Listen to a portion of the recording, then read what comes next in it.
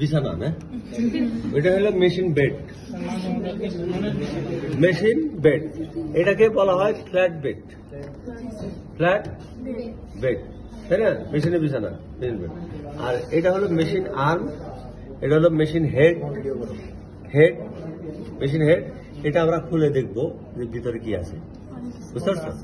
আজকে না, এটা আমরা পরবর্তী ক্লাসে, অর্থাৎ আমাদের পর্যায়ক্রমে ইঞ্জিনিয়ারিং ক্লাস যখন আসবো আমরা রিপেয়ারিং, আমরা তো এখন অপারেটিংটা শিখবো, বুঝছো? আমরা অপারেটর হেল্পার, তারপর অপারেটর হবো, তারপর আস্তে আস্তে ইঞ্জিনিয়ার হবো, তাই না? একবার তার হওয়া যাবে না।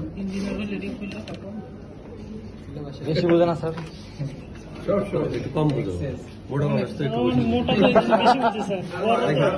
এখন দেখো, তাহলে আমরা মোটামুটি কি উপরে যা যা আছে আমরা জেনে নিলাম। ওকে, এখন দেখো, এখন দেখো এইটা কি?